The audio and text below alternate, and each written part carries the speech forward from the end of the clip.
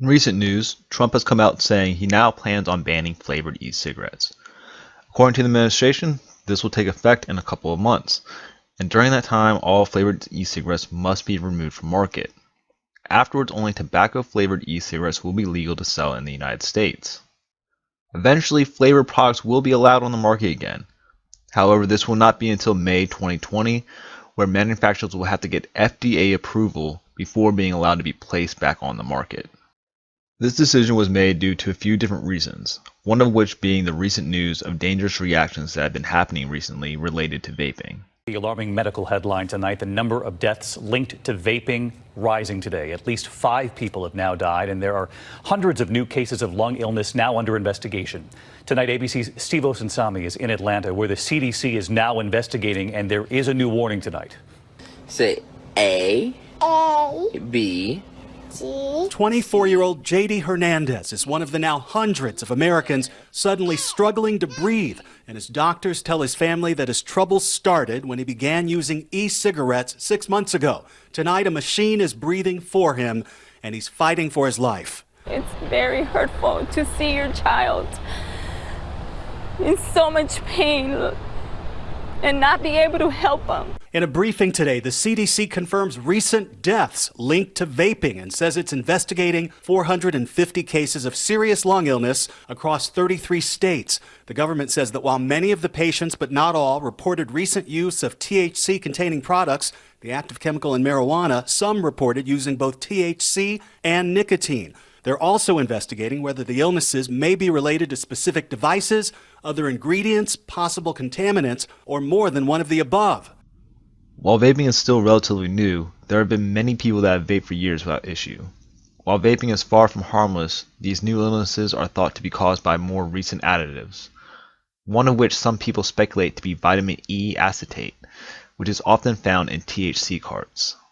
Deaths in the United States have potentially been tied to vaping, marijuana, and a mysterious lung illness. Now the FDA may be getting closer to nailing down the cause. Julie Unruh is here now with more. Julie. This caper is far from solved, you guys, but they're getting one step closer because recent testing out of New York State shows vitamin E acetate has been found in vaping products containing THC. That's the active chemical in cannabis. If it's vitamin E oils lining your lungs that create the coughing and labored breathing symptoms, the question for the professionals is, how did it get there? Vitamin E oil is a very common health food product that is easily accessible online on stores such as Amazon. However, it's supposed to be consumed orally. It is most often added to illegal THC cartridges made by ill-informed dealers. The theory is it's been done to make a smoother hit, increase profits, or add a health benefit. No one is exactly sure why yet. But it seems to be mostly the THC carts rather than vape carts affected. The problem with the oil is because of the molecular size, it coasts along in oil, blocking capillaries and the alveoli in the lung, which in turn blocks the transfer of oxygen from the lungs to the bloodstream. This has caused disastrous effects, including a coma and death. That means the ban on nicotine products is almost pointless, due to the fact that most vitamin E additives are in THC products and that improper additives are the issue that needs to be addressed. It's important to note that THC in cannabis itself is not the issue, but the poor production quality and the additives of vitamin E and other chemicals detrimental to the lungs is. The other reason mentioned for a new ban on flavored e-cigarette products is that it may be increasing nicotine and tobacco use in teens and children. The use of e-cigarettes or vaping by teens is rapidly on the rise, nearly a 50% increase in just 4 years, and health officials believe it's creating more tobacco smokers. The data is pretty clear so far in the limited studies we have that it looks like it is a gateway for youth smoking.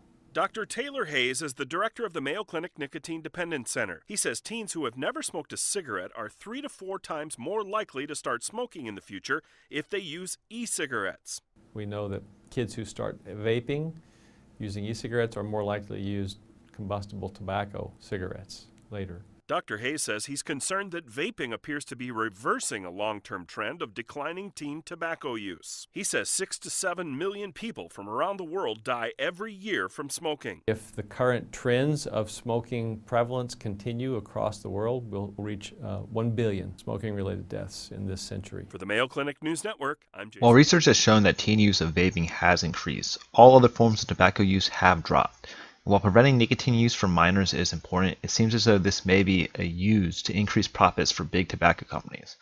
It's pretty ironic that they are banning flavored e-liquid while never having banned flavored cigars or chewing tobacco. There are only 4 ingredients that should ever be used in making e-liquid, and those are propylene glycol, vegetable glycerin, and non-oil food-grade flavorings, nicotine, or other possible safe alkaloids such as THC or CBD. Cigarettes, however, have thousands of chemicals, many of which are specifically added by big tobacco companies to make cigarettes more addictive. While vaping is not 100% safe, most of the chemicals causing smoking-related diseases are absent, including tar because of the lack of smoke and combustion. The current best estimate by the Public Health of England is that e-cigarette use is around 95% less harmful to health than smoking cigarettes. To put that into perspective, only 6 people have died so far from vaping-related illnesses in the US, which, to be honest, is probably vastly underreported. However, it's still monumentally different than smoking tobacco, which accumulates over 480,000 deaths a year. And an innumerable amount of people have quit smoking when they couldn't quit any other way by vaping, and more do so every single day.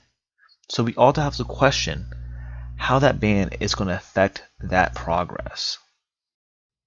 The ban is also going to have a huge effect on the economy. While there are some larger vaping companies, there are still thousands that are owned by small business owners who are going to struggle to sell the rest of their products. Many are also going to have to fire their employees because most people's businesses are not going to be able to make it to the FDA approval date in May 2020. This is going to increase the unemployment rate in the United States. After this, a lot of people will not be able to afford their leases on their buildings or their loans, possibly causing bankruptcy and even causing their landlords to suffer as well. Right now, big tobacco lobbyists and politicians are working behind the scenes, taking this time to figure out the best legislation and market strategy for them to make the most money that they can. Once many businesses have gone under and the FDA approval dates arrived, big corporations will release their own flavored e-juice, replacing small businesses with big corporations and making massive amounts of money doing so. That's of course only if this ban goes through. If you think this ban should be stopped, make sure your voice is heard and sign the official White House petition in the description of this video. Thanks for watching my video. I hope you enjoyed it. If you did, please make sure to check out some more of my videos and to give this video a like and to comment what you think below. And also, definitely don't forget to subscribe and to hit that notification button. Thanks again for watching. You all have a terrific day.